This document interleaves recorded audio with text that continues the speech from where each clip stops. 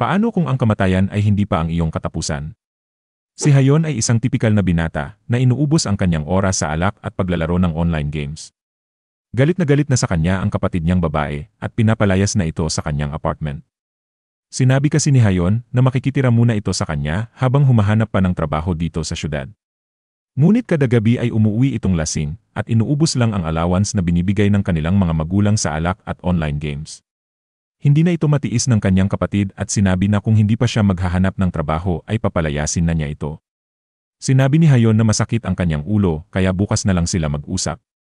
Maririnig na kahit na nasa loob na siya ng kwarto ay patuloy pa rin ang kanyang kapatid sa pagsigaw at paninermon. Dahil nahihilo na ito ay nahiga na siya sa kanyang kama, ngunit patuloy pa rin sa sermon ang kanyang kapatid at hindi pa rin tumitigil. Ginagawa naman ni Hayon ang lahat kaso nga lang ay palagi siyang hindi natatanggap at kung makapasok man sa kumpanya ay palaging hanggang training lang. Napansin nito na hindi niya pala napatay ang computer nang umalis siya kanina. Siguro kung ang tunay na buhay ay kagaya lang ng isang game, ay siguradong makakahanap siya ng trabaho kahit isang warrior or swordsman. Nakatulog na si Hayon at kalaunan ay may lumabas na system notification sa itaas ng kanilang syudad. Earth Defense System activated. Ang tutorial sa Earth ay magsisimula na. Makikita ang isang countdown tungkol sa koneksyon sa Haken Dimension. Wala pang impormasyon kung ano ito, ngunit mangyayari ito 5 taon mula ngayon. Nagulat si Hayon nang magising siya sa isang lugar na nababalutan ng matinding liwanag. Nagtataka siya kung ano ang nangyari at bakit siya nandito. Nakita niya ang system message na bumabati sa kanya at sinasabi na nasa loob siya ng isang tutorial. Sinabi ng system na may 8 level ang tutorial na ito at kung mamamatay ka rito ay hindi ito makakaapekto sa realidad. Maaari kang sumuko sa kalagitnaan, ngunit hindi ka na maaaring makapasok pa ulit. At kung siya ay makakapasa sa tutorial ay makakatanggap siya ng gantimpala at awakening. Kasunod nito ay may nagpakitang NPC na isang cute na babaeng elf. Sinabi ni Hayon na ang panaginip na ito ay panaginip lang ng mga sobrang adik sa online games. Humingi siya ng paumanhin sa kanyang mga magulang at sa kanyang nakababatang kapatid at nangako na mas pagbubutihin pa ang paghahanap ng trabaho. Ngunit dahil sa panaginip lang ito, ay sasamantalahin na niya at maglalaro na muna. Sinabi ng system na papasok na siya sa unang level at sana ang kanyang katapangan ang sumagip sa kanyang mundo. Hindi maintindihan ni Hayon kung ano ang ibig sabihin ng system. Nagkaroon pa ng mga kasunod na mensahe na kailangan niyang labanan ang kanyang mga kinatatakutan at patunayan ang kanyang katapangan. Kailangan niyang makapunta sa dulo upang maklear ang level na ito dahil kung hindi ay mamamatay siya. Hindi pa rin maintindihan ni Hayon kung ano ang mga sinasabi ng system. Nagulat siya nang biglang mateleport. Nakaramdam siya ng sobrang init at nakita ang lava sa kanyang ibaba. Nagtataka siya kung sino ang mga tao sa kanyang paligid. Kagaya rin niya sila rin ay nagtataka kung bakit sila napunta rito. Iniisip ni Hayon na sobrang kakaiba ng panaginip na ito. May biglang tumawag sa kanya. Nakita ni Hayon na ito si Ayon, ang nakababata niyang kapatid na pinapagalitan siya kanina.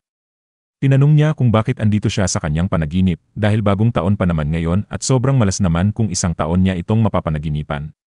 Sinabi ni Ayon na ito rin ang gusto niyang malaman.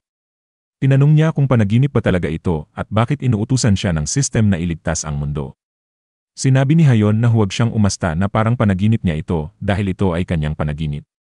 Sinigawan siya ni Ayon at tinanong kung importante pa ba ito. Sinabi niya na mag-isip ka nga kung totoong panaginip ito ay bakit ramdam na ramdam nila ang init at nakakapag-usap sila ng natural. Sinabi ni Hayon na ganito talaga ang panaginip kung minsan ay parang totoo. Natulala na lang si Ayon sa kabubuhan ng kanyang kuya. Sinabi ni Hayon na alis na siya. Tinanong ni Ayon kung saan siya pupunta.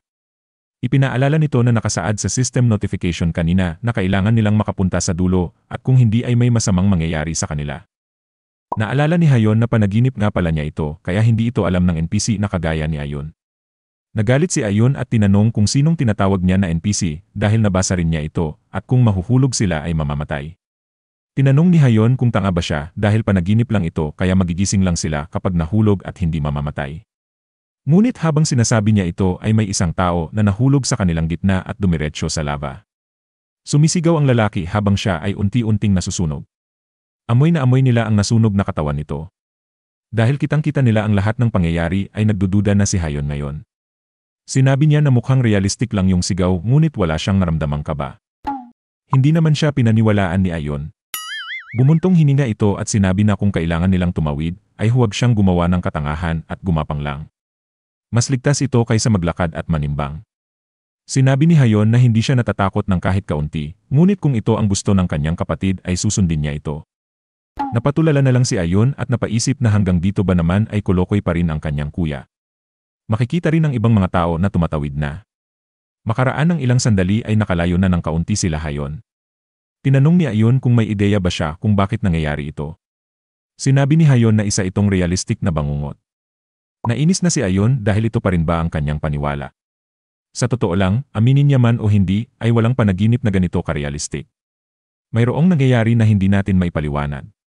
Maaaring kapag namatay sila rito ay ganoon din ang mangyari sa tunay na buhay. Sinabi ni Hayon na pilit na nga niyang hindi ito iniisip, ngunit ipinaalala pa niya dahil halos hindi na nga siya makakilos sa takot. Napaisip na lang si Ayon na siya na yata ang pinaka hindi maaasahang kuya sa mundo. Humiga si Hayon at sinabi na magpahinga muna sila dahil kanina pa nanginginig ang kanyang kamay at hindi na siya makagapang. Pumayag naman ang kanyang kapatid.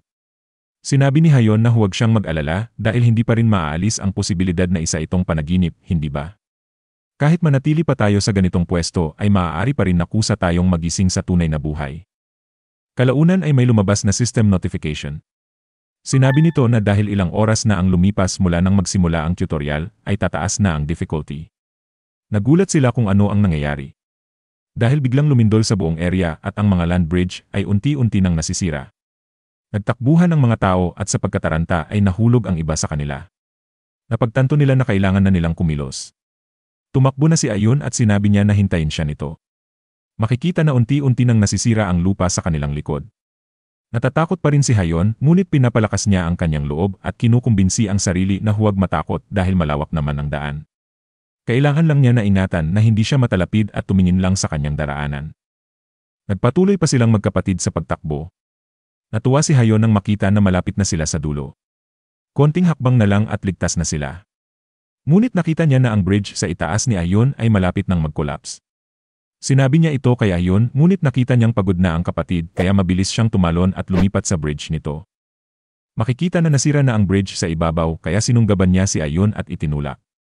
Mabuti na lang at kumilos siya agad dahil kung hindi ay siguradong napahamak na ang bunsong kapatid. Kung napatagal pa siya ng kaunti ay siguradong nahulog na silang dalawa sa lava. Sinabi ng system na nag-level up sila at na-clear ang level 1. Nagkaroon sila ng temporary awakening at opisyal na ma-awaken sa oras na matapos ang tutorial. Nakahinga ng maluwag si Hayon.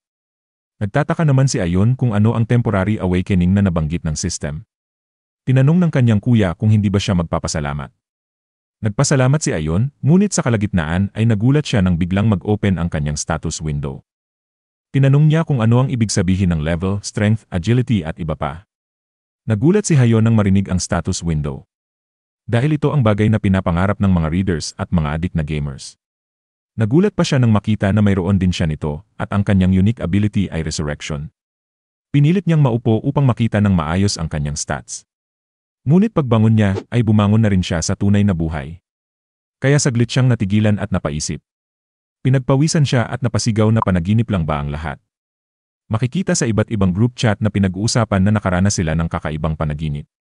Marami rin nag-post sa mga forums at sa kanilang mga social media accounts ng panaginip na kanilang naranasan. Ang magkapatid na Hayon at Ayon ay magkasabay na lumabas sa kanilang kwarto at ikinuwento ang mga nangyari sa kanilang panaginip. Sabay silang nagsasalita at sabay rin silang nagtatanong. Kaya sumigaw na si Ayon at sinabi na siya muna, ngunit sinabi ni Hayon na pinuputol niya ang kanyang istorya. Kalaunan ay naubusan ng hininga ang dalawa kakasigaw at nagkaroon ng awkward na katahimikan. Sa gitna ng katahimikan ay sabay na kumulo ang kanilang mga tiyan. Nagkatitigan silang dalawa at tinanong kung mas mabuti ba na kumain muna sila. Habang kumakain ay tiningnan nila ang kanilang mga cellphone. Nakita nila na pinag-uusapan ngayon sa internet ang tungkol sa nangyaring panaginip. Sinabi ni Ayon na hindi nga ito simpleng panaginip lang dahil hindi lang ito pinag-uusapan sa kanilang bansa. Dahil kahit ang mga tao sa buong mundo ay nagkaroon din ng kaparehong panaginip. Nakita ni Hayon na totoo nga ito at nabasa na nasa 30 to 40% ang mga nahulog sa bridge, ngunit wala naman silang tinamong pinsala. Ibig sabihin nito ay walang epekto sa tunay na buhay kung mamatay man sa loob ng panaginip. Sinabi ni Ayon na kahit pa wala itong epekto, sa sobrang realistic ng panaginip ay siguradong realistic rin ang mararamdaman nilang sakit. Nabasa niya na marami sa mga namatay sa panaginip ay na-traumatized sa nangyari. Tinanong niya kung okay lang ba na kumakain sila habang ang mga tao ay nagkakagulo sa labas. Sinabi ni Hayon na wala naman silang magagawa sa sitwasyon, kaya mas mabuti pang kumain na lang sila dito sa bahay at manahimik. Tumayo ito at naglakad papunta sa balkonahe. Hinawi niya ang kurtina at tumingin sa labas. Makikita na nagkakagulo na ang mga tao, nagpapanikbaying at nag-agawan pa. Nagkalat na rin ang mga religious organizations at kanya-kanyang nangangaral na sila ang maliligtas. Ang iba naman ay sinasamantala ang gulong nangyayari at nagnanakaw. Mas mabuti na naandito sila ngayon kaysa naman dumagdag pa sa kaguluhan sa labas. Sinabi ni Ayun na hindi na muna siya papasok sa trabaho. Sumang-ayon naman si Hayon dahil kung lalabas pa sila ay napakadelikado. Tinanong niya kung may nabasa ba siyang hidden dimension sa system. Sinabi ni Ayun na wala siyang nakitang detalye dito, ngunit maari nilang makita kung ilang oras pa ang natitira.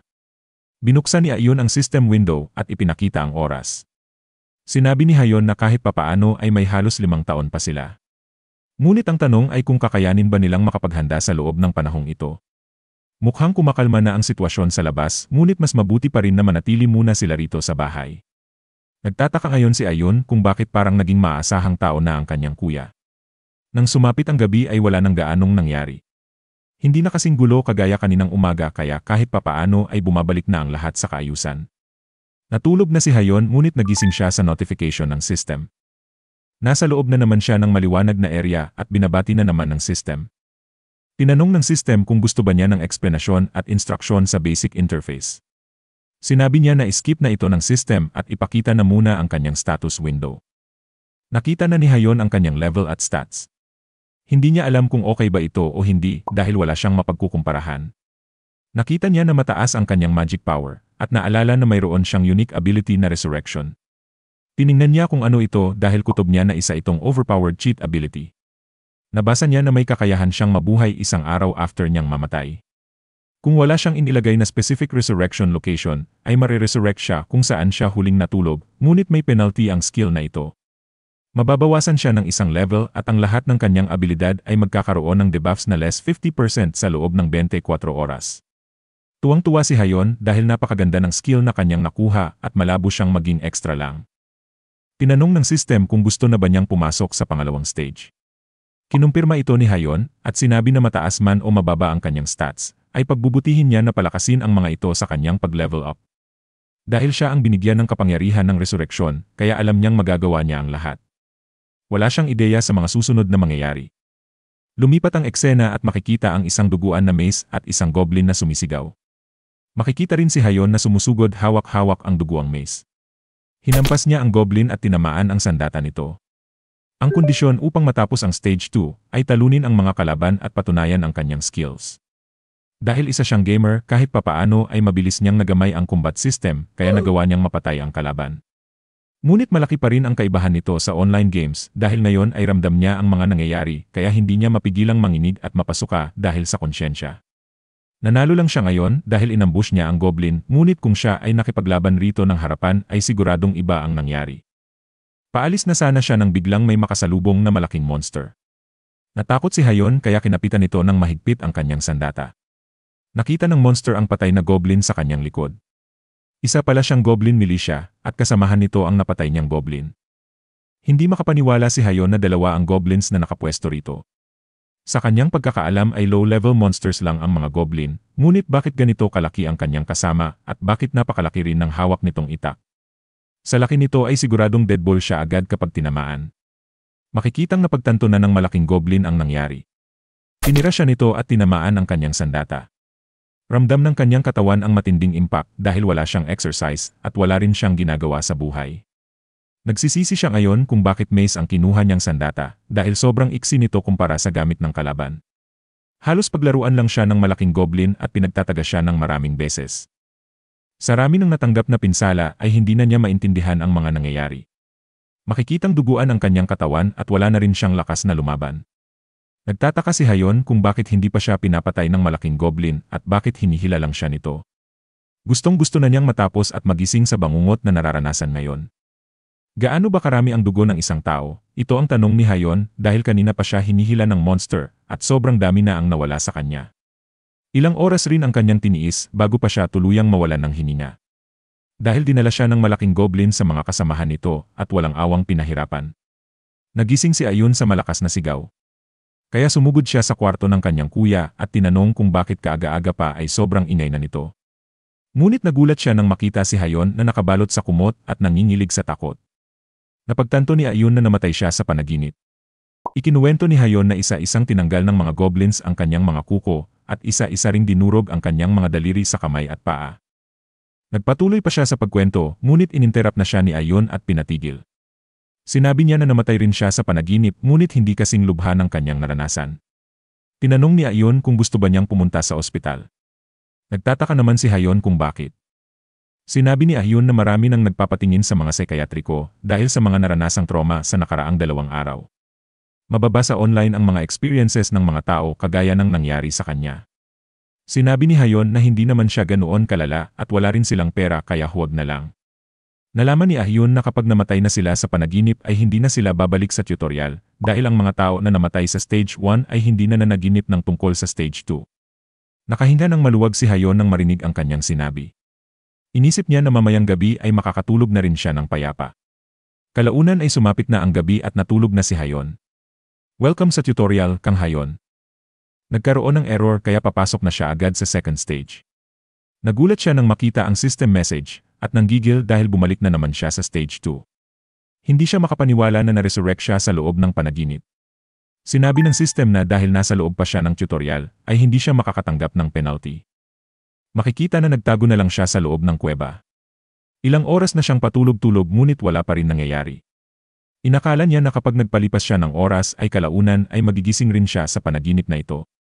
Ngunit gustuhin man niyang mamatay na lang, ay alam niyang babalik lang siya dito makaraan ang 24 oras. Kaya napagtanto ni Hayon na kailangan na niyang kumilos dahil magpapaulit-ulit lang ito. Pumunta na siya sa entrance at lumapit sa mga sandata. Kahapon ang kanyang pinili ay mace dahil naisip niya na madali lang itong gamitin. Ngunit dahil takot na siyang makipaglaban ng malapitan ay pinili niya ang crossbow at kumpara sa espada ay mas maganda rin kung may dala siyang spear. Kaya itong dalawa ang kanyang kinuha at sinabi na makikita nila ngayon ang kanyang husay. Unang inasinta ni Hayon ang malaking goblin dahil ito ang nagbigay sa kanya ng malaking problema. Ngunit dumaplis lang ang kanyang tira, kaya natigilan siya nang makitang nakatingin sa kanya ng masama ang malaking goblin. Napagtanto niya ngayon na masyado siyang naging kampante, na gamitin sa laban ang isang sandata na hindi pa niya nagamit kahit kailan. Makikitang sumusugod na sa kanya ang 2 goblin, kaya kinuha niya ang spear at sumugod na rin sa mga kalaban. Tinira niya ang maliit na goblin upang mabawasan agad ng isa ang kanyang problema. Natuwa siya nang nagtagumpay ang kanyang plano. Ngunit nasa kalapit lang niya ang malaking goblin. Kinabahan siya ngayon dahil hindi niya mabunot ang spear na nakatusok sa unang goblin. Wala na siyang oras dahil nakita niyang parating na ang tira ng malaking goblin. Napatay ulit siya nito at nagising siya na hinahabol ang kanyang hininga. Kahit ganito ang nangyari ay makikitang natuwa si Hayon. Masaya siya dahil agad siyang namatay at hindi na nakaranas ng torture. Kinabukasan ay na-resurrect na naman siya sa tutorial. Makikita na bad trip na siya sa system. Sinabi niya na ngayon naman ay sword at shield ang kanyang gagamitin. Dahil pinaghandaan na niya ang panaginip at inubos ang buong maghapon sa pag-aaral ng espada. Kaya nakipagharapan siya ngayon sa 2 goblin. Kumpiyansa siya na mananalo dahil marami rin ang mga videos na kanyang pinag-aralan. Ngunit namatay na naman siya dahil pinagtulungan siya ng 2 goblin. Sinabi ni Hayon na magbabayad sila sa kanya. Nabahala si Ayon dahil narinig niyang sumigaw na naman ng malakas ang kanyang kuya. Ngunit mas nabahala pa siya nang makita na nagsasalita ito ng mag-isa at tumatawa. Kagaya ng dati ay nag-welcome na naman sa kanya ang system. Ngunit sawang-sawa na si Hayon na marinig ito kaya minumura na niya ito. Makikita ngayon na nagsasanay si Hayon at paulit-ulit na pinapraktis ang pag-swing ng espada. Sa totoo lang ay wala siyang planong gawin ito lang kasi ang nakasulat na hint sa kanyang status window. Kalaunan ay sinabi ng system na tumaas ang kanyang stamina ng 1 dahil sa kanyang effort na i-push ang kanyang limit. Bumaliktad sa pagod si Hayon at tinanong kung kailangan ba talaga niyang iswing ang espada ng 8 oras para lang mag-level up. Makikita sa kanyang status window na mayroon siyang isang additional stat na hindi pa nagagamit. Naalala niya na maaring nakuha niya ito nang maklear niya ang stage 1 ng tutorial, ngunit bumalik siya agad sa realidad kaya hindi na niya ito napansin.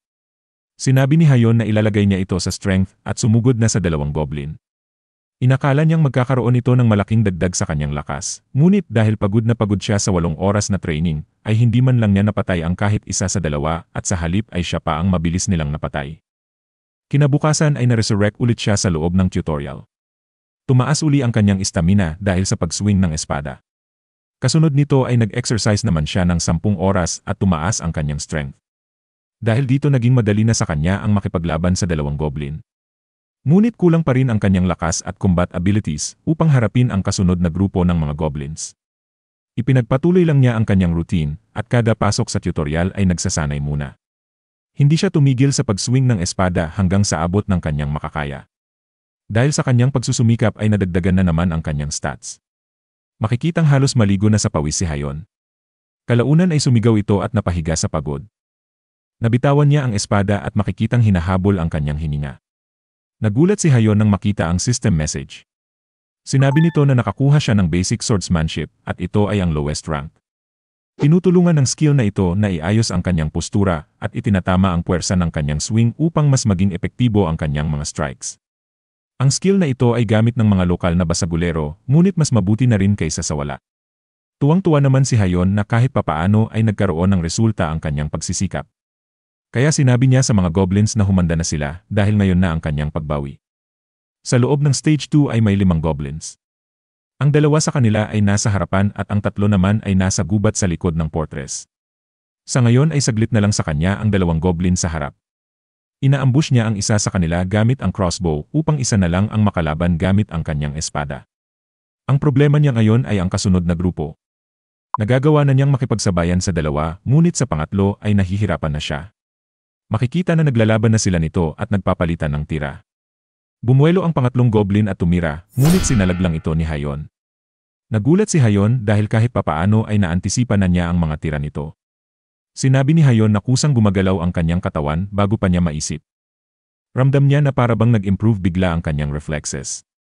Ito na siguro ang epekto ng nakuha niyang skill na basic swordsmanship. Sumugod na si Hayon ngunit nakailag ang goblin. Naiinis siya dahil hindi niya ito napuruhan.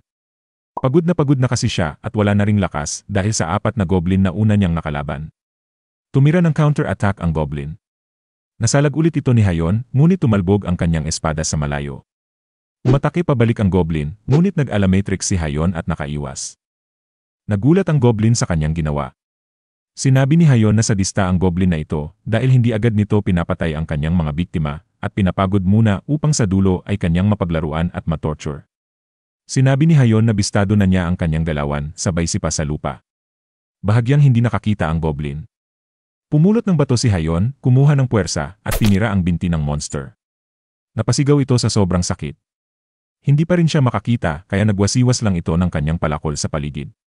Pinilit nitong imulat ang kanyang mata, ngunit ang kanyang nakita ay si Hayon na pasugod na sa kanya. Sa gulat nito ay hindi na siya nakapag-react. Tinamaan siya ni Hayon sa mukha at bumagsak. Napuruhan pala siya ni Hayon kaya napatay niya ang ika-5 goblin.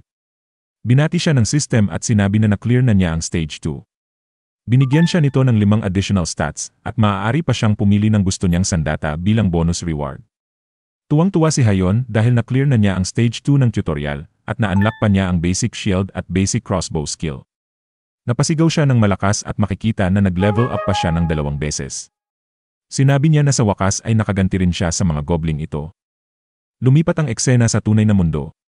Kumakanta-kanta si Hayon ngayon habang nagluluto ng agahan. Tinikman niya ang kanyang luto, ngunit nasamid siya dahil nagulat siya sa sigaw ni Ayon. Sinabi ni Ayon na may notification ang system at sinasabi nito na complete na ang Earth's tutorial at magagamit na nila ang system kahit sa labas ng panaginip. Nagtataka silang dalawa kung anong ibig sabihin nito. Nakarinig sila ng malakas na ingay sa labas ng sabihin ng system na activated na ang dungeon kaya tumakbo sila upang tingnan ito. Nagulat si Hayon nang makita ang malaking pinto sa gitna ng kalsada. Tinanong ni Ayon kung ito na ba ang dungeon. Sinabi ng system na ang dungeon ay magagamit lang ng mga awakeners. Makikita na lumabas din ito sa iba't ibang sulok ng mundo. Kailangan nilang matapos ang dungeon sa loob ng itinakdang oras at ipinakita ang natitirang oras bago makumpleto ang koneksyon sa Haken Dimension. Nang lumabas ang mga dungeon ay nagkaroon na naman ng panik at kaguluhan sa mundo. Nagpasya silang magkapatid na huwag na munang lumabas kung hindi kinakailangan at nangalap na lang ng mga impormasyon online. Sinabi ni Hayon na mukhang hindi pa tapos ang tutorial. Dahil ang mga kabataan na nag-18th birthday ay nagkaroon din ng panaginip. Ibig sabihin pala nito, ang mga papasok sa edad na 18 ay papasok rin sa tutorial hanggat hindi pa natatapos ang countdown. Sinabi ni Ayun na tinatawag ngayon na mga awakeners ang mga nakatapos sa tutorial at marami ang nananawagan sa kanila na i-clear na agad ang dungeons. Nabasa naman ni Hayon na pinag-uusapan ng mga tao ang status window. Kaya nakigaya na rin siya at excited na tinawag ang kanyang status window. Ngunit walang nangyari dahil hindi pa naman natatapos ang kanyang tutorial dahil sa kanyang resurrection, kaya hindi pa niya ito magagamit. Naalala niya na nabanggit ng system na may 8 stage ang tutorial, kaya tinanong niya si Ayun kung may nakita ba itong impormasyon tungkol sa pangatlong stage. Sinabi ni Ayun na wala pa, at kahit ang mga impormasyon sa pangalawang stage ay bihira lang. Iniisip ni Hayon kung babalik ba siya sa tutorial para sa stage 3. Ngunit alam naman niya na wala siyang magagawa, kaya anuman ang mangyari ay haharapin na lang niya ito. Isa pa ay mas malakas na siya ngayon kahit papaano. Lumipat ang eksena sa loob ng pangatlong stage. Makikita ang isang monster na jumijingle at nasa ibaba pala nito si Hayon. Makikitang galit na galit ito at pilit na pinipigilan ang sarili. Ito pala ay dahil sinabi ng system na sa stage na ito ay kailangan ng mahabang pasensya at pagtitiis anuman ang mangyari. Dahil kailangan niyang mapatay ang chieftain ng lugar na ito at kung magagawa niyang maghintay ay baka magkaroon siya ng pagkakataon. Binigyan siya ng system ng ghillie suit, ang outfit na gamit ng mga sniper. Dahil ang kanyang misyon ay assassination at makakatulong ito upang makalapit siya sa target nang hindi nakikita ng mga bantay. Iniisip ni Hayon kung paano niya mahahanap ang target. Ni hindi nga niya alam kung ano ang itsura nito. Naisip niya na tingnan muna ang mga nakuha sa pangalawang stage at baka may makatulong sa kanya rito. Nakita niya na mula sa level 2 ay nag-level 4 na siya at mayroon pa siyang 7 additional stats na hindi nagagamit. Tuwang-tuwa si Hayon dahil nakita na niya ang kanyang status window dahil hindi niya ito makita sa labas ng tutorial. Nakita rin niya ang mga bagong skills na kanyang nakuha, ang basic shield at basic crossbow skills. Ang mga skills na ito ay nasa pinakamababa pang rank, ngunit mas mabuti na rin kaysa sa wala. Sa ngayon ay ilalagay niya muna sa strength at stamina ang lahat ng nakuha niyang stats, dahil sigurado siyang malaki ang maitutulong nito sa early stage. Naglagay rin siya ng 2 points sa agility just in case kailangan. Nag-iisip pa si Hayon kung mayroon siyang nakalimutan. Tinanong ng system kung gusto ba niyang tingnan ang kanyang inventory. Nakita niya na mayroon siyang espada kaya pinindot niya ito. Nagulat siya nang biglang lumabas ang isang espada pag-angat ng kanyang kamay. Tuwang-tuwa na naman si Hayon dahil nakakuha siya ng magagamit na sandata. Nang matapos ang kanyang paghahanda ay lumarga na ito upang hanapin ang Gurkha chieftain. Ikinwento niya ang malupit na Marine Corps sniper na si Carlos Hathcock. Sa loob kasi ng 3 araw ay gumapang ito ng halos 1.5 kilometro upang ma-assassinate ang general ng kalaban. Isa siya sa mga taong kanyang hinahangaan at siya ngayon ang nasa kanyang isip. Dahil 10 oras na siyang gumagapang, at kagaya nito ay kailangan rin niyang i-assassinate ang leader ng kalaban. Nakita niya na may 2 bantay sa harap ng malaking tent. Iniisip ni Hayon kung kakayanin ba niyang makipagsabayan sa 2 ito. Hindi na niya kasi matiis ang mga damong tumutusok at nangangati na rin siya dahil sa mga insektong gumagapang sa loob ng kanyang damit. Nagulat siya nang bahagya siyang natakpan ng anino. Hindi siya kumilos at marahan na tumingin pa itaas. Nakita niya ang isa sa bantay ng Gurkha chieftain. Inakala niya na nakita na siya nito, ngunit umihi ito bigla at saktong-sakto naman sa kanya. Naalala ni Hayon na kailangan niyang magtiis dahil ito ang sinabi ng system. Kailangan niyang magkaroon ng mahabang pasensya para sa kanyang misyon. Makikitang nangingilig siya sa pagtitimpi. Ngunit hindi niya napigilan at nag-snap ang kanyang pasensya, kaya sinugod niya ang kalaban. Galit na galit si Hayon dahil ginawa siyang toilet ng monster. Hindi na nakaporma ang monster pagharap nito dahil kinombo agad siya ni Hayon at hinati sa gitna. Mabilis niyang napatay ang monster ngunit dahil sa komosyon ay naalerto rin niya ang isa pang bantay. Sumigaw ito at maririnig na unti-unting nagising at naalerto ang lahat ng kalaban. Isa-isang nagsindi ng torch ang mga Gurkha at sumugod sa pinanggalingan ng sigaw. Hindi nagtagal ay makikitang napapaligiran na siya at sobrang dami ng mga ito. Sinabi ni Hayon na dahil pumalpak siya ay wala na siyang magagawa. Sumigaw ito ng malakas at sinabing labas ang matatapang. Dahil dito nagkaroon siya ng bagong skill na Lion's Roar of Rage. Kasunod nito ay nagkaroon ng madugong laban. Hindi na pinakita kung ano ang nangyari ngunit alam na natin ito. Kinabukasan ay na-resurrect ulit si Hayon sa pangatlong stage. Hindi na niya suot ang sniper suit at ginamit na niya agad ang Lion's Roar. Ang Lion's Roar of Rage ay isang skill na may kakayahang pababain ang stats at moral ng mga kalaban na nakapaligid sa kanya. Tinatanggal rin ito ang mga debuff sa kanya na rank D pababa. Makikitang sumusugod ng walang takot si Hayon sa grupo ng mga Gurkha. Nalaman niya kasi sa paggapang niya ng 10 oras na ang mga mandirigma ng Gurkha ay umaalis sa umaga upang humanting ng pagkain at bumabalik lang bago lumubog ang araw. Sa madaling salita, sa umaga ay mga ordinaryong Gurkha lang ang naiiwan sa kanilang village. Kaya magiging madali lang sa kanya kung sino man ang haharang sa mga ito. Nakarating na siya sa harap ng malaking tent at mabilis siyang pumasok sa loob. Sinabi niya na lumabas ang Gurkha chieftain. Ngunit nagulat siya nang makita na may dalawang shaman sa tabi nito na umiipon ng enerhiya. Inutusan ng Gurkha chief na tirahin siya at nag-cast agad ang dalawa. Makikitang hindi siya makagalaw ngayon dahil tinamaan siya ng low-level magic restraint. Sinusubukan ni Hayon na makakawala ngunit hindi siya makagalaw. Naalala niya ang skill na Lion's Roar na may kakayahan magtanggal ng debuffs. Kaya humigop siya ng hangin at malakas na sumigaw. Nagulat ang chieftain at hindi nakakilos. Kasunod nito ay makikita na si Hayon na sumusugod sa kanya. Sinabi ni Hayon na ang lahat ay may plano hanggang sa masira ito at maging lesson na lang. Napatay niya ang Gurkha chieftain at na-clear ni Hayon ang stage 3 ng tutorial. Dahil dito makakatanggap siya ng B-rank skill na intermediate physical regeneration. Dahil na-clear niya ang pangatlong stage, sa pinakamabilis na oras ay nakapagtala siya ng bagong record, kaya makakakuha siya ng temporary title na The Unyielding. Ang title na ito ay ibinibigay lang sa mga pasaway na walang pasensya, na nakatapos ng ikatlong stage sa pinakamabilis na oras at mayroon itong effect na +1 sa lahat ng stats. Hindi makapaniwala si Hayon na na-clear niya ang stage 3 sa loob lang ng 2 araw, samantalang umabot siya ng 1 linggo ma-clear lang ang stage 2. Ibig sabihin ba nito ay isa na siyang henyo? Siguro sa stage 4 ay aabutin na lang siya ng ilang minuto at iniisip ang kanyang sarili na na-clear ito at nasa ibabaw ng malaking monster. Nagkaroon ng time skip at lumipas ang 1 buwan. Halos 1 buwan na rin nang magkaroon ng special unit ng mga Awakeners upang i-clear ang mga dungeons.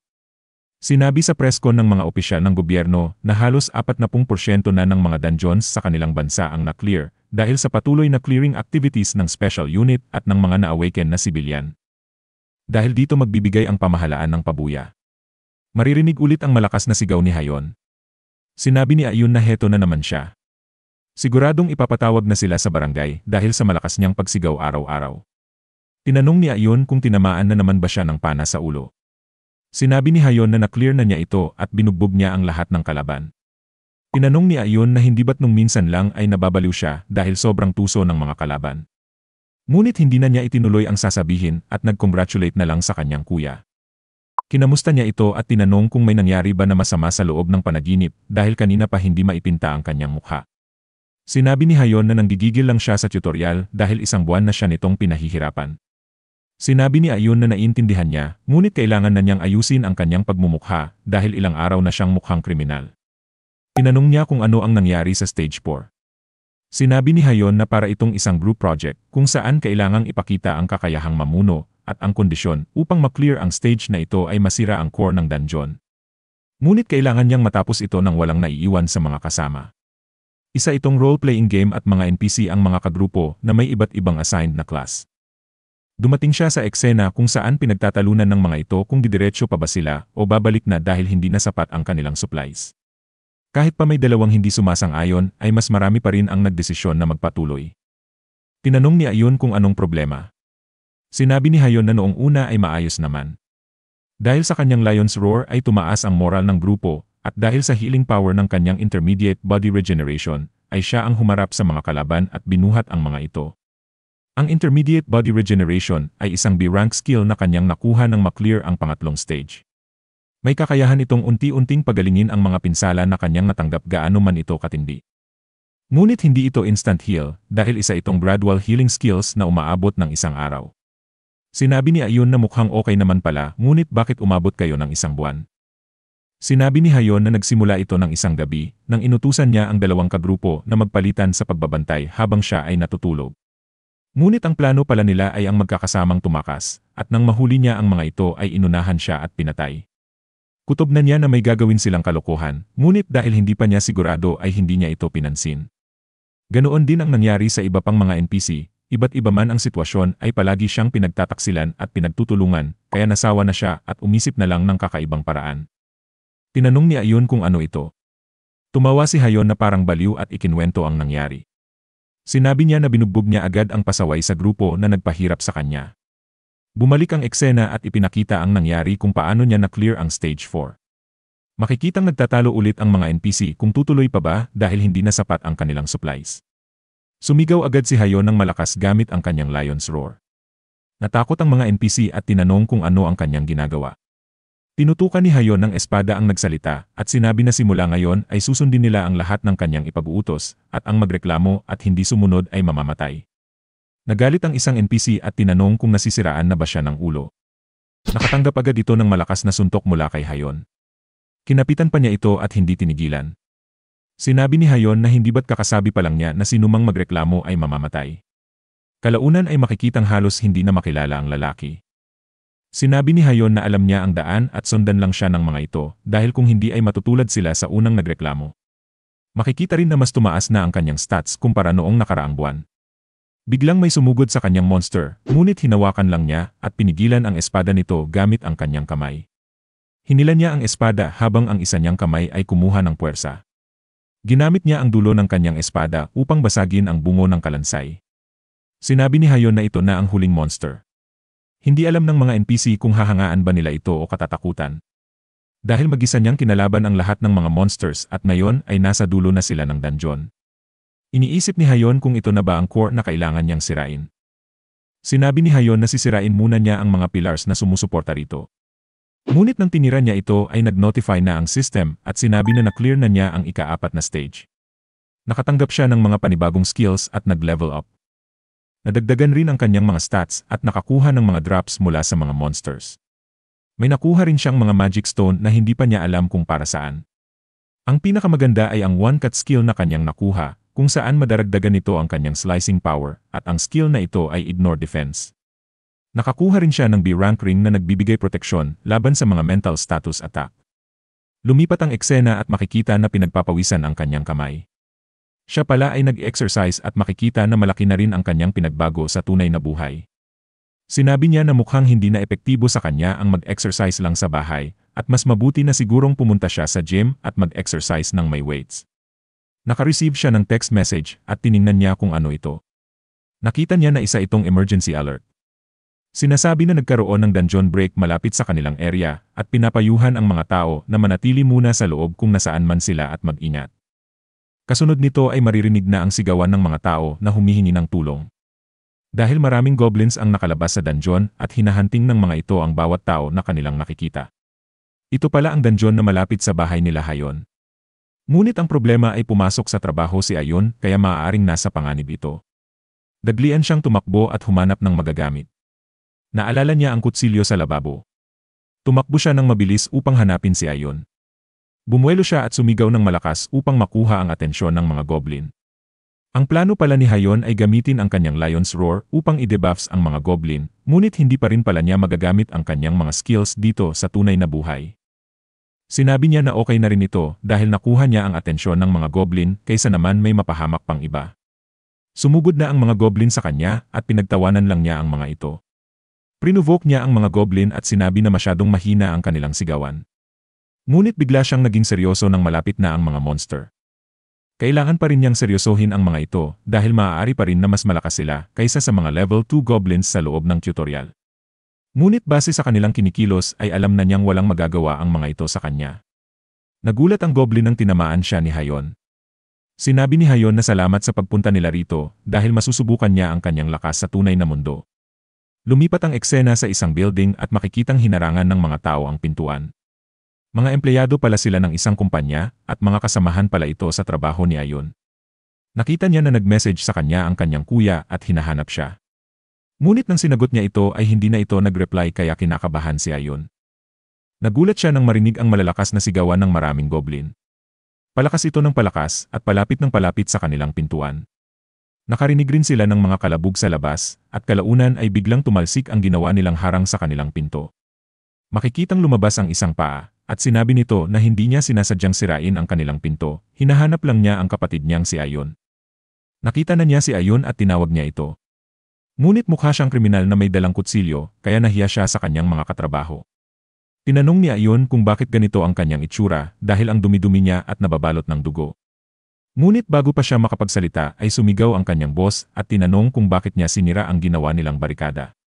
Nag-aalala ito kung papaano na sila ngayon kapag sumugod ang mga monsters. Humingi ng paumanhin si Hayon dahil hindi pa niya makontrol ang kanyang lakas. Sinabi nito na hindi na nila kailangang matakot sa mga monsters dahil inubos na niya muna ang lahat ng nasa labas ng kanilang opisina bago pa niya buksan ang pinto. Nagulat ang mga katrabaho ni Hayon na mag-isang nilabanan ng kanyang kuya ang mga monsters. Sinabi ni Hayon na pulutin muna nila ang mga sandatang nahulog sa mga goblin dahil hindi pa niya alam kung hanggang kailan magtatagal ang sitwasyong ito. Ngunit sa tingin naman niya ay makakasurvive silang lahat basta't huwag lang silang magpapanik. Tinanong ni Hayon kung saan siya pupunta. Sinabi ni Hayon na may nakita pa siyang mga goblin pagpunta niya rito. Kaya i-check niya muna ang lahat ng floors upang kahit papaano ay makatulog sila ng payapa. Sinabi ni Hayon na huwag niyang aksayahin ang tubig sa kanya dahil hindi pa nila alam kung hanggang kailan ito matatapos. Ngunit nagalit si Hayon sa kanya at sinabi na mas mahalagang malinisan ang kanyang mga sugat. Sinabi nito sa kanyang kuya na ang tapang nitong sumugod, ngunit palagi naman tinatamaan. Sinabi ni Hayon na hindi kasi niya na-practice ang umilad dahil ang nakuha niyang skill ay recovery kaya halos tinatank lang niya palagi ang tira ng kalaban. Tinanong ni Hayon na kung hindi niya nagagamit ang kanyang mga skills sa tunay na mundo, ay ibig sabihin ba nito ay hindi rin gagana ang kanyang resurrection. Ngumiti lang si Hayon at sinabi na hindi niya alam. Ngunit kahit papaano ay naging cool kid naman ang kanyang kuya ngayon, hindi ba? Sinabi ni Hayon na si Raulo man siyang tingnan ay may mga tao pa rin na iba ang tingin sa kanya. Ibinulong nito na may mga katrabaho siyang lumapit sa kanya kanina at nag-request na ipakilala siya sa kanila. Tinanong niya kung may type ba siya sa kanila. Biglang namula ang pisngi ni Hayon. Sinabi na lang niya na itanong niya muna sa kanila kung payag ba sila sa lalaking sumisigaw at nagmumura sa tuwing gumigising sa umaga. Dumating na ang gabi at nakatulog na silang lahat. Ngunit nagising na naman si Hayon sa loob ng tutorial. Sinabi niya na nakalimutan na niya ito dahil naging abala siya sa nangyari kanina.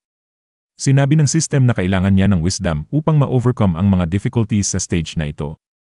Tumingin siya sa paligid at nakita niya ang mga tao na pinag-uusapan ang monster na succubus. Sinabi ng isang babae na sa mga sitwasyong kagaya nito ang pinakamadaldal ang madalas paghinalaan. Tinanong ng kanyang kausap kung ano ang kanyang ibig sabihin. Inaawat sila ng isang babae at pinapakalma.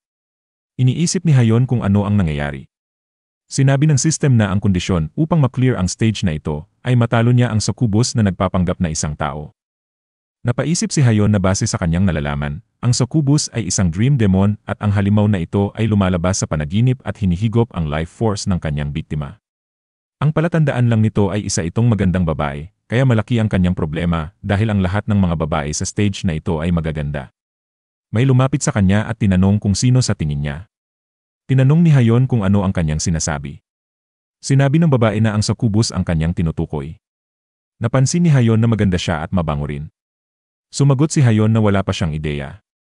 Napansin ni Hayon na may lumabas na system window sa harap ng babae.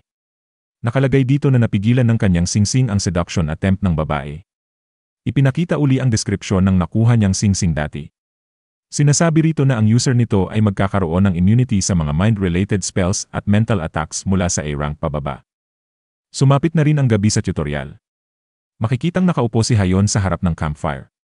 Naalala niya ang nangyari sa stage 1 kung saan ay halos masunog na siya, sa stage 2 naman ay 2 linggo siyang nakipaglaban sa mga goblins, sa stage 3 ay naihian siya ng monster makaraan siyang gumapang ng 10 oras, at ang stage 4 ay parang isang buwan na group project sa impyerno.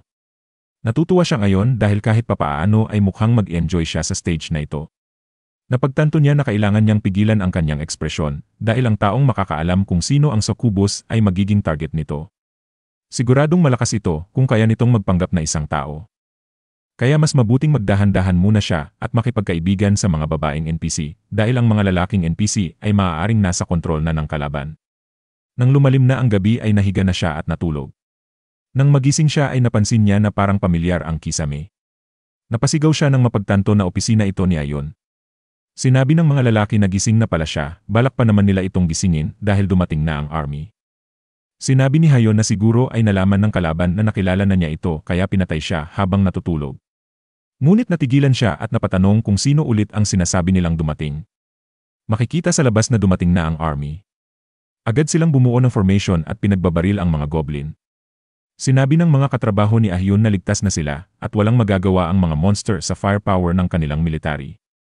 Iniisip ni Hayon kung ligtas na nga ba sila. Nagulat siya nang biglang makaramdam ng kaba. Nagtataka ito kung bakit siya biglang nangilabot at parang nakakaramdam na may mangyayaring hindi maganda. May napansin siya sa hindi kalayuan. Kasunod na ipinakita na nagre-reload ang isang sundalo at may pinapaulanan sila ng bala. Makikita na isa itong hobgoblin at patuloy na lumalapit. Tinira nito ang sundalo at pinagbabaril siya ng mga kasamahan nito. Sinabi ng isa sa mga sundalo na ayon sa radio message, inubos ng monster na ito ang grupo na nauna sa kanila. Kinakabahan na ang kanilang leader dahil nakita niyang tinamaan ng bala sa ulo ang monster, ngunit hindi tinablan, at ngayon ay patuloy na sumusugod papunta sa kanilang lokasyon. Inutusan niya ang driver na bilisan dahil makikita na malapit na ang hobgoblin sa kanila. Pinaulanan na naman nila ito ng bala, ngunit wala pa rin epekto sa monster. Tumalon ito at sumugod sa kanila. Sa sobrang takot ay hindi na nakakilos ang mga sundalo, kaya nayari sila ng hobgoblin. Makikitang nag-skid ang gulong ng truck dahil sa impact ng pagsakay ng monster. Bumangga ito sa dalawa pang truck kaya lahat sila ay napatigil. Nagulat si Hayon nang makita ang nangyari. Nakita rin niya na mabilis na inubos ng goblin ang mga sundalo sa likod ng mga truck kaya makikitang nabahala ito. Ang goblin naman ay dahan-dahang tumingin sa kanya. Nababalutan ito ng red at purple na aura. Hindi na alam ng ibang mga sundalo kung ano na ang nangyayari dahil bigla na lang nawala ang komunikasyon ng buong third squad. Sinabi ng opisyal na tumawag agad ng reinforcement ang radioman. Nagulat sila nang makita na may hobgoblin sa ibabaw ng kanilang sasakyan. Tinanong niya ang radioman kung may parating na bang reinforcements. Sinabi nito na nagpadala na ang kanyang kausap ng isang maasahang tao na pinakamalapit sa kanilang lokasyon. Nagulat ang squad leader dahil ano ang magagawa ng isang tao sa sitwasyon nila ngayon. Makikitang pasugod na sa kanila ang hobgoblin. Binaril siya ng sundalo, ngunit nag-jam ang kanyang baril, at makikitang malapit na sa kanya ang monster. Mabilis na lumapit ang isang lalaki at binato ng semento ang kalaban. Tinamaan nito ang goblin at sa hindi nila inaasahan ay mas epektibo pa ito kaysa sa kanilang mga bala. Tumalbog ang goblin sa hindi kalayuan. Nagulat silang lahat at napatanong kung ano ang nangyari. Dahil ang monster na hindi tinatabla ng bala ay bagsak na ngayon. Tinanong ng lalaki kung okay lang ba sila. Ngunit nagulat siya nang makita ang mukha ni Hayon. Natakot siya at tinutukan ito ng baril dahil inakala niya na isa itong monster. Sinabi ni Hayon na huwag niyang itutok ito sa kanya at tinanong kung siraulo ba ito at hindi ba siya mukhang tao. Nahimasmasan ang sundalo nang marinig ang kanyang sinabi. Tinanong ng sundalo kung totoo bang isa siyang tao. Sinabi ni Hayon na walang hiyang sundalo ito, na confused pa talaga. Naisip ng sundalo na maaaring siya ang sibilyan na ipinadala sa kanila kaya humingi agad ito ng pasensya. Sinabi ni Hayon na nauunawaan niya dahil alam niyang maaaring na-trauma ang mga ito nang makaharap ang monster at ma-realize na maaaring katapusan na nila. Nagpasalamat ang sundalo sa pagligtas nito sa kanila. Sinabi ni Hayon na huwag na siyang magpasalamat dahil ginawa lang naman niya ang nararapat. Nagulat ang isang sundalo at inireport na bumabangon pa ang hobgoblin. Sinabi ni Hayon na tumingin ng masama ang monster na ito sa kanya kanina at sigurado siya na after dito ay pupunta ito sa opisina ng kanyang kapatid. Naisip ni Hayon na kaysa naman maghintay pa siya kung pupunta ba ang monster o hindi, ay mas mabuti nang tapusin niya ito dito upang wala na siyang isipin at problema. Sinabi ni Hayon na huwag silang puputok at baka tamaan siya. Tinanong niya kung mayroon ba silang tear gas at sinabi na gamitin nila ito. Nagtataka naman ang sundalo kung bakit. Ngunit nagtiwala na lang siya kay Hayon at sinabihan na magsuot muna siya ng mask. Sinabi ni Hayon na hindi na kailangan basta't siguraduhin lang nila na hindi sila magpapaputok dahil wala naman itong epekto sa monster at baka siya pa ang kanilang tamaan. Sinabi ng opisyal na magsuot ang lahat ng gas mask at ang puntiryahin ay ang mga monster na lumalapit sa paligid. Matindi niyang ipinag-utos na iwasang bumaril sa direksyon ng hobgoblin. Makikitang lumapit na si Hayon sa monster. Humingi siya ng paumanhin dahil marami pa siyang galit na hindi pa nailalabas sa mga goblin.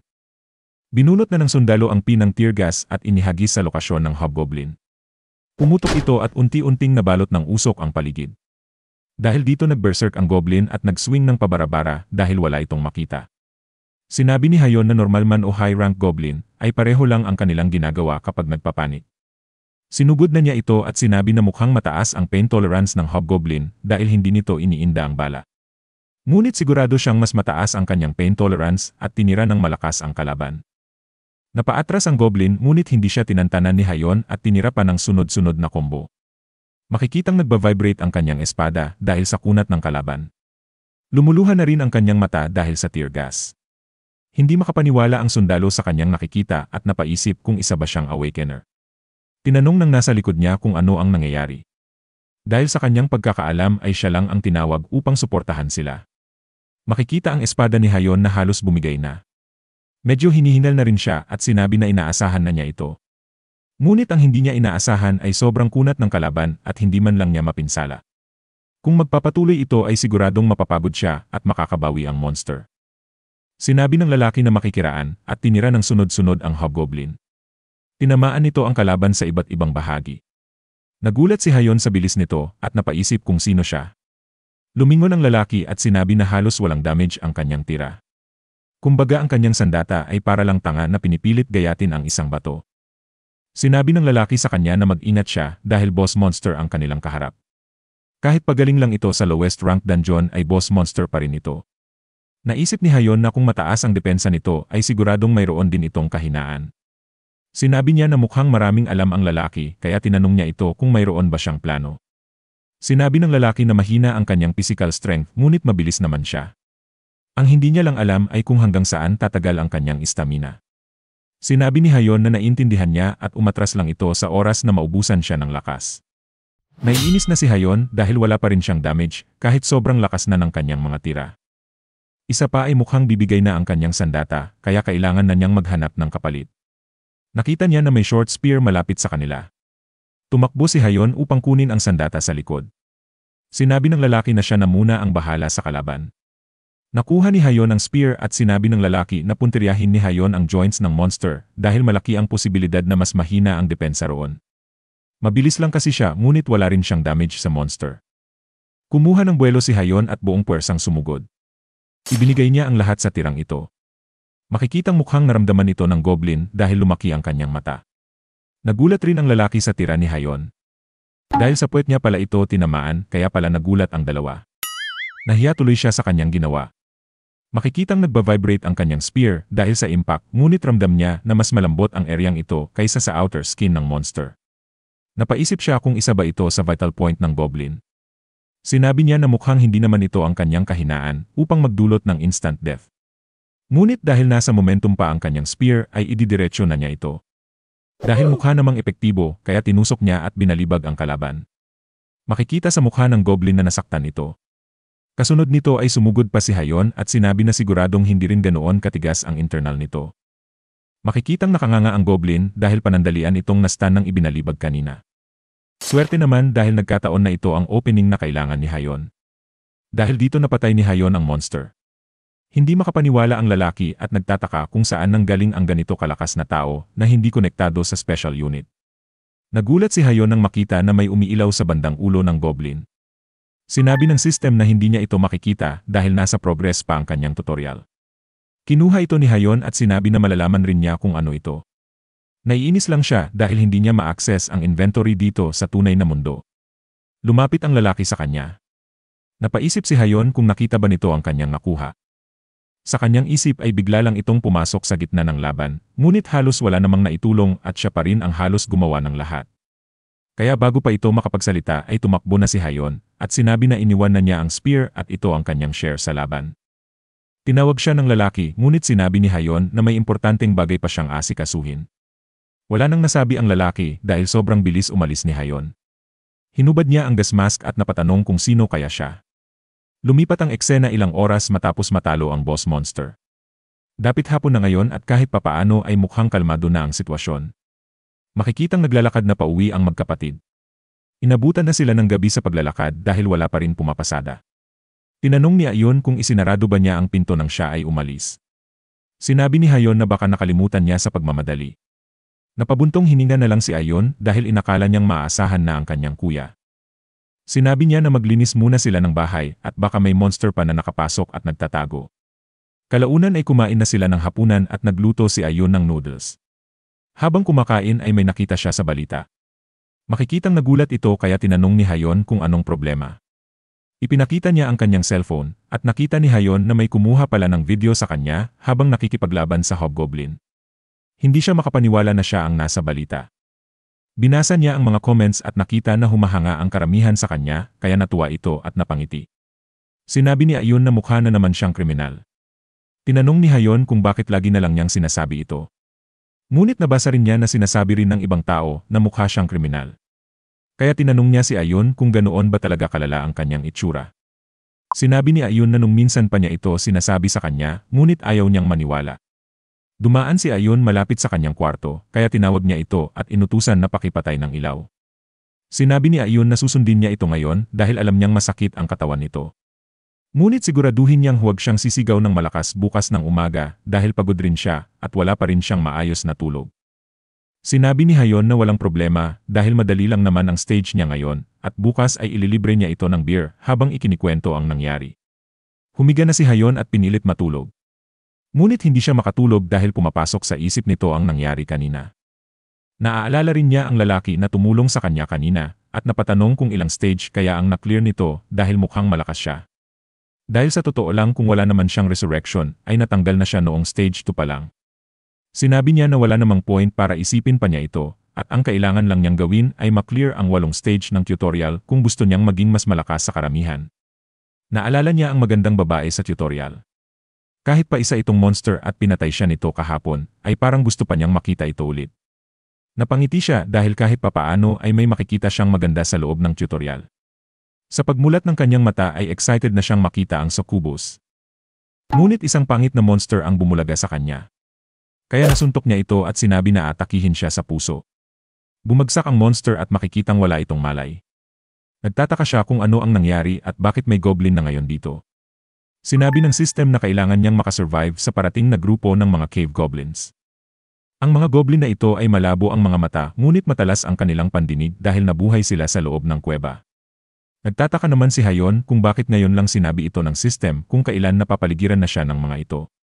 Ngunit ang isa pa sa kanyang pinagtataka ay kung bakit biglang nagbago ang senaryo ng kanyang tutorial. Kinaumagahan ay maririnig na naman ang malakas niyang sigaw. Lumipat ang eksena sa isang computer shop, kung saan ang isang lalaki ay tinamaan ng malakas na suntok. Makikita na may nauna pa palang biktima. Bumagsak ang lalaki at tinanong kung bakit mas malakas pa siya sa kanya na isang ability user kahit hindi pa siya pumapasok sa tutorial. Sinabi ng nakatayong lalaki na anong silbi kung mas malakas siya ng kaunti kung hindi naman siya marunong makipaglaban. Napatingin siya sa monitor at nakita ang laban ni Hayon sa monster. Sinabi niya na mukhang marami pang interesanteng ability user. Lumipat ang eksena sa loob ng tutorial. Sinabi ng system na kailangan niyang mapatay ang monster na nagpapanggap at kinakain ang mga tao sa gabi. Nagbago na naman ang senaryo ng stage 5. Ibig sabihin siguro nito ay random ang mangyayari sa stage na ito kada pasok. Sinabi ni Hayon na halos katulad lang din ito ng unang round niya sa succubus at ang pagkakaiba lang ay mafia game ito ngayon.